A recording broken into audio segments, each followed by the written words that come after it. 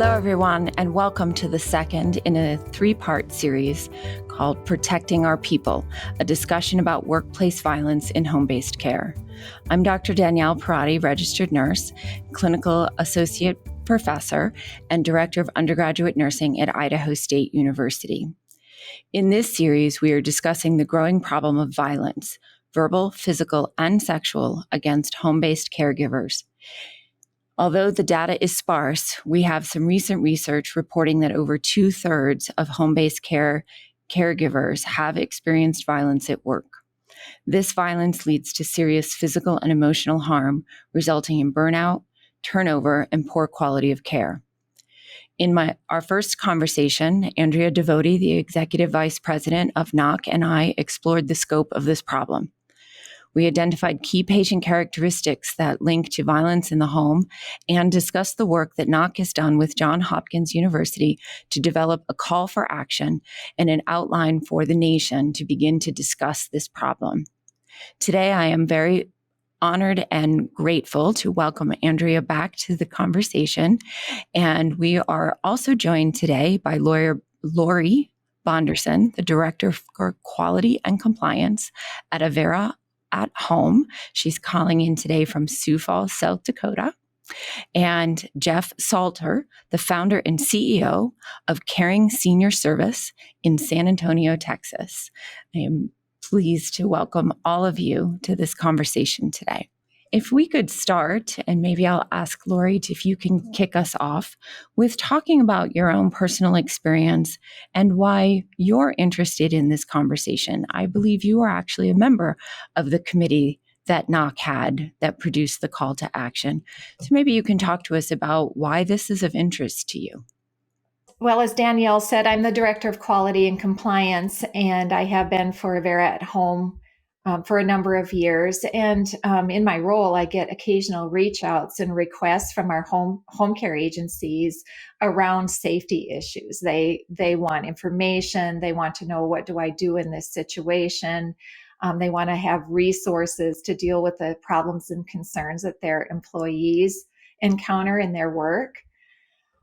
So I did my best there, but then a couple of years later, mid-pandemic, I was involved in our health system's rollout of a safety curriculum to all employees. So every employee of the health system had to have at least a level 1 training in safety. And then shortly after that, NAHC put out a call for volunteers to work on a safety project in home care. And because I had been involved in safety for my organization, and because I have a great interest in this topic and feel like I'm a stakeholder in it, I was happy to be involved in that. Not only to contribute what I knew, because my organization is both rural and urban, but also to hear other people's ideas and what they were doing and thinking about along this topic. Great. Thank you so much, Lori. And Jeff, why don't you tell us a little bit about your company and your interest in this topic? Yeah, thank you. This is for me as a leader in home care. I've been involved for just over 33 years involved in home care, and on a different side than some. I'm mainly focused on the non-medical home care side. So your aides that are providing the care day in and day out for clients. So it's a bit of a different group than when people think of healthcare workers. They sometimes forget about that other group of people. Very important group of people, but where I come to this from is recognizing as a leader, we manage locations in over 17 states, 50 locations. So it really impacts our industry when there's issues that are affecting workers.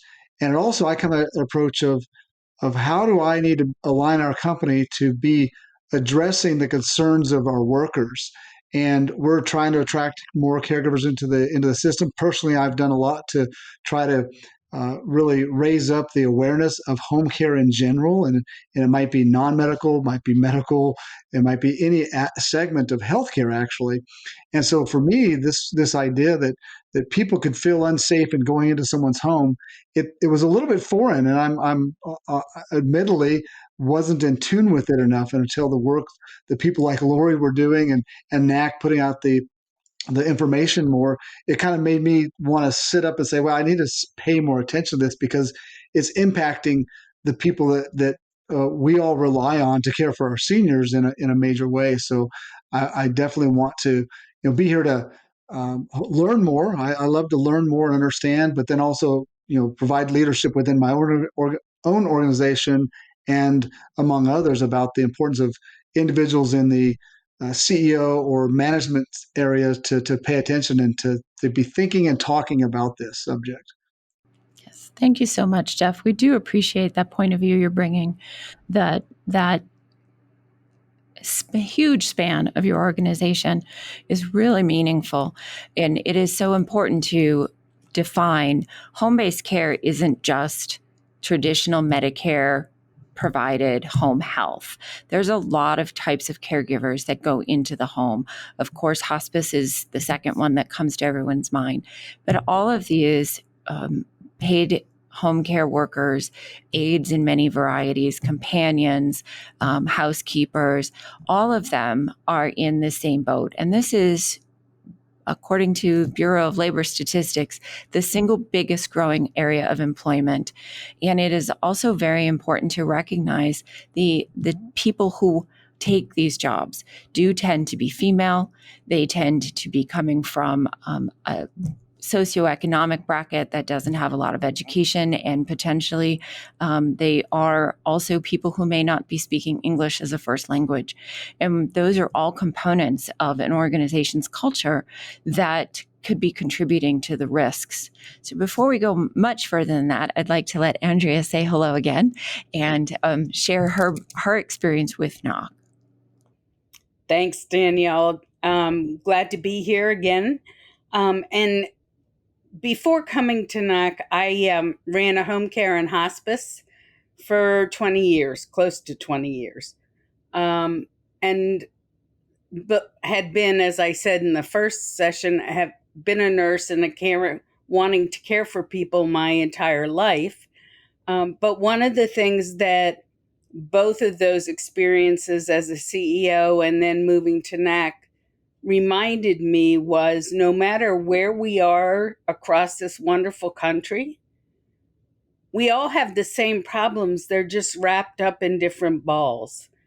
And one of the things that really brought that to my attention is in my previous life as a CEO of an organization, after 9/11, we were part of a development safety cross-state enterprise based on some funding, federal funding, which our group continued on with, and it's still going strong, even though I'm not there.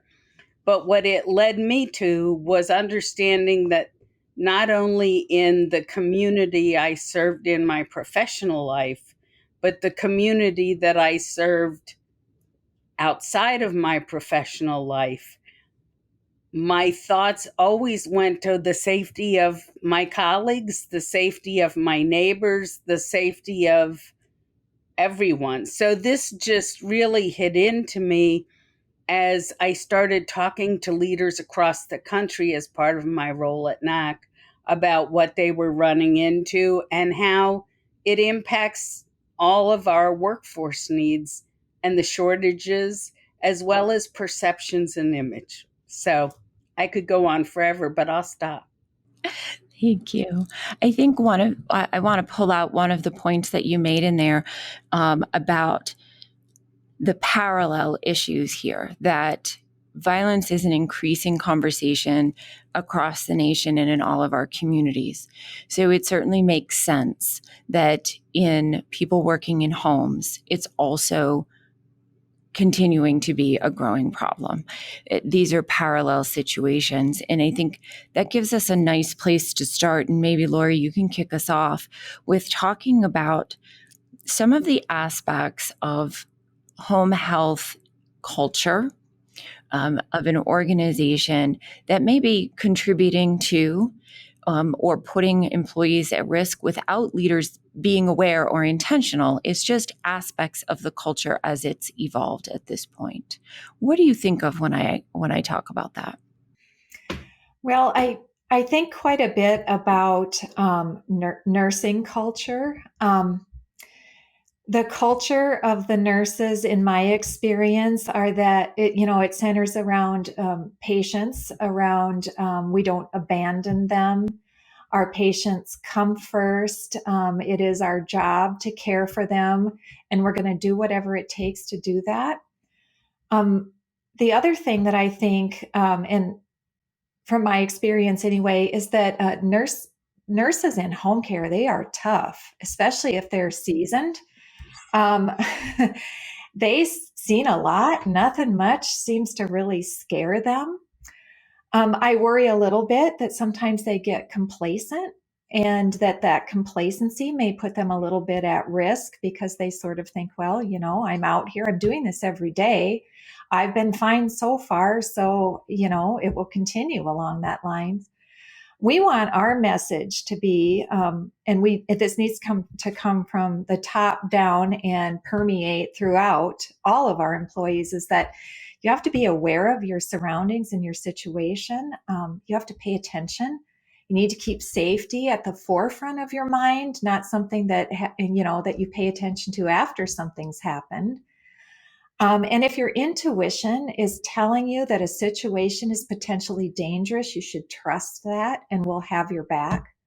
And you're not going to get into trouble for leaving a home where you don't feel safe. So really, what my messaging, I think, is breaking down a little bit some of that culture of, independence and toughness, and bringing more into the forefront, into the front of their minds.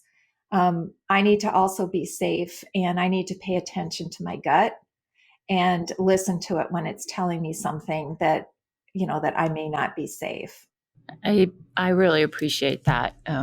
As also a fellow nurse, those ideas are deeply embedded in us.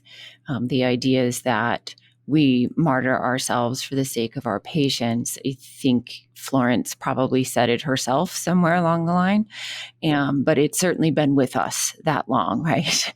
And I'd like to ask Jeff, particularly from beyond just the way that nurses approach our work, what are some of the aspects that you would also see in regards to care in the home that may be contributing to this culture that could be less than ideal? Yeah, I think that when we talk about culture, that's always a challenging conversation for any company, because it's who they are. Sometimes there's good aspects of culture and there's bad aspects of culture. But at the end of the day, that's what an organization is. It's their culture. And I think what you're seeing is a bit of a shift in some degree. Just right here, if we did statistics, it's one guy and three women on a phone call about a subject matter. At the leadership level, I think that there tends to still be, I don't have any statistics, so y'all could let me know if I'm wrong, but I think that there's still more leadership that are at the CEO and president level is more male driven. And that, I think, creates the problem, in the fact that sometimes just in our society, the male member of society tends to not fear or think about these things. Fear is probably not the right word, but doesn't think about these things because of the position that they hold. And the worker, though, it's 85% women in healthcare. We have to recognize that, and that this isn't just a feeling. They don't feel unsafe, and it's not something at all represents their gender. It's the reality of the situation. There are at times very unsafe situations, and they shouldn't be expected to work in a situation and to take what Laura was saying, which was, just because you're a nurse and you're tough doesn't mean you should be subjected to that type of environment and situation. And I don't think it's a problem per se. I think it's just us of everyone taking a look at it from a different angle and considering the options that might be available to them. I think that's really important. And that's what I'm trying to be very open-minded as an individual, first and foremost, and then as a leader, to make sure that I'm helping my company properly position itself as it relates to safety, and we're listening to our workers. we're making smart decisions based on that. And then as a leader in the industry, I'm trying to make sure that others know that it's okay to ask these questions and it's okay to talk about them, because there's this is almost something that's almost taboo. It's like we don't want to talk about it because it means changing things, and it could mean, well, if I can't do the if I can't if my workers feel unsafe, then I won't get people to go to the job. So I need to not talk about it, and that's the worst thing you can do in these situations. I think you do have to talk about it. You do have to show that there's steps you can. I don't say I have the answers. I don't believe I do, but I want to listen and hear and try and find smart solutions that could be employed easily. So, Jeff, I'm just going to tell you a whole lot of female listeners were cheering as you were talking about the gender differences and the experiences of safety and risk. So, speaking for myself, but I protect the audience as well. Thank you for recognizing that. I'm wondering if any of you think that there are generational aspects that are playing into this situation as well. Anyone? Yeah, I think it's absolutely the case. I think that there's younger generations today are thinking about work and work environments in a way that your baby boomers and even your Gen Xers. I'm at the beginning stage of the Gen X. I think I'm probably more baby boomer mentality in general, but I think there's a there's a general way of feeling about work that persists in that generation that we do have to kind of fight against. And but we're hiring and need to hire many more workers of younger generation. If we're going to solve the problem of healthcare, we're not going to do it by continually going to the later generations. We're going to have to, so we have to think a little bit differently, and that's where I think the biggest resistance is, if you will. And it's not, again, it's just, I try to frame these things not as like purposeful. It's just, unfortunately, we're all raised the way we're raised. We think the way we think. We worked in an environment that taught us to act a certain way, and to go against that is sometimes very difficult. But it's conversations like this that help move that along. I hope as people listen to this, they recognize that, hey, maybe I do need to think about it differently. And that, but when you're facing generational challenges like this, I think it's very much generational. So it can be a challenge. Andrea, you wanted to comment on that?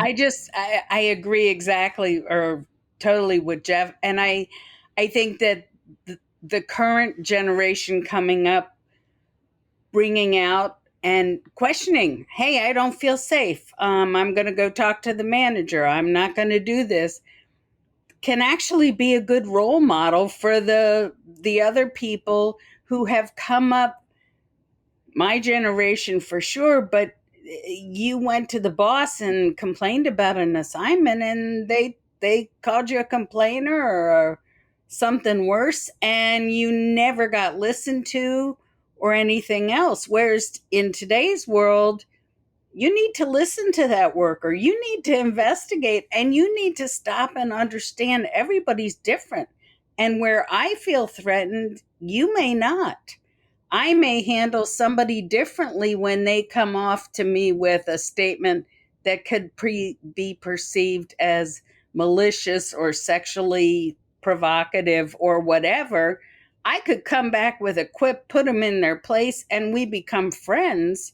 Whereas that may make somebody else uncomfortable. And we need to teach people how to be more comfortable in communication and not always perceive, but clarify. So important. But I have to ask the $64,000 question.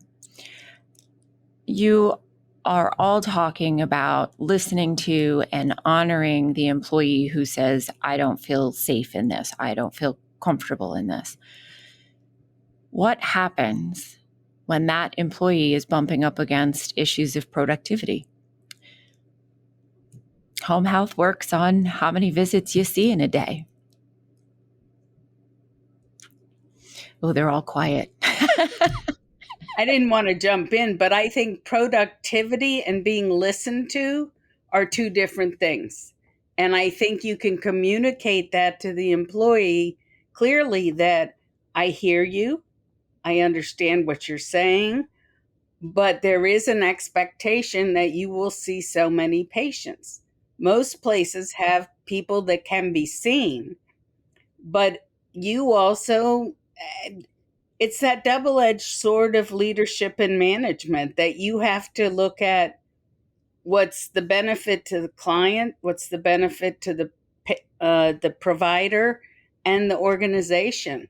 And there may be some work that needs to be done with the employee, and there may be some work that needs to be done with the client to reach a happy medium, particularly if it's more than one person. If it's not, then maybe it's just the employee that needs some work as well, in addition to being listened to. Thank you so much. Yeah, I think it's an interesting time in healthcare in general, because I think we have two things that are kind of colliding, if you will. First and foremost is patient rights, the decisions and things that a patient gets to make on their own and their own decisions, and then worker rights, if you will, but individual rights. And those things can collide with the needs of a business to operate at times. And I think it's a no. It's not really a problem. I think I'm a convert. I come from a believing the customer's always right. I'm moving more towards the employee is always right.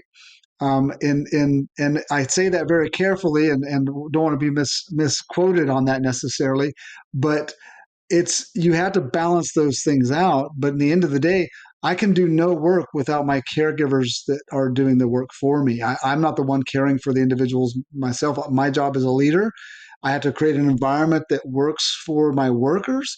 And if that comes at the cost of, for us, it's mostly private. Much of our business is private pay. So when you talk about productivity, it impacts the bottom line of the company directly if I can't serve that client. So if if I have a client that people don't feel safe with, I'm not going to be able to have income to generate it. So it definitely hits home that question. But at the end of the day, I've seen many caregivers leave a situation, and eventually you just chew through a lot of caregivers. And I don't want to be that employer. I don't want to be the employer that doesn't listen to its worker, because then you're going to lose no matter what. And so I think that's why I'm leaning more towards focusing on the caregiver and the care worker to help make sure they feel safe, make sure they feel empowered in their work, and I'll win in that sense. If you try to talk about winning and losing in a business aspect, that's my take on it as a leader, and that's the approach that I try to take. Well, I really appreciate all of this thought and input. I think what we have at least touched on is that there are a number of aspects of the organizational culture that a leader needs to take into consideration when trying to think about how to wrangle this issue and reduce the risk of violence for their team members. We've talked about some very deeply held beliefs of nurses and nursing culture that certainly we have some ownership in making decisions about where we're going to put our risk levels. We also talked a lot about the role of productivity and the role of listening to employees and how complicated that can be, because as I think Jeff was the one who talked about, we are all who we are. We are all bringing into our own space our own experiences, our own points of view. Those can be shaped by our generations, shaped by the places we live, shaped by our education, and we're all bringing it in. And in the workplace, we're engaging now in a new community that we're co-creating. And those cultures also involve questions of patient rights, and worker rights, and the business needs. These things are very complex issues. And they are all part of why I'm going to go on a limb here and say NAHC identified organizational leadership as the first pillar in addressing issues of workplace safety, because the challenge of the leader really is to be intentional in designing that culture. So with that, everyone, I am going to thank you so much for joining us for the second of our conversations about protecting our people, discussions of workplace violence in home healthcare. I do hope that we have sparked some interest in our audience. And I want to let you know that in part 3, this same panel will be back to start to talk about some actual actions leaders can take to start to make a difference in the culture when they have begun to think about this and look at these huge dynamics. So thank you all for joining us today. I thank each of my guests for your time, and I look forward to our next conversation.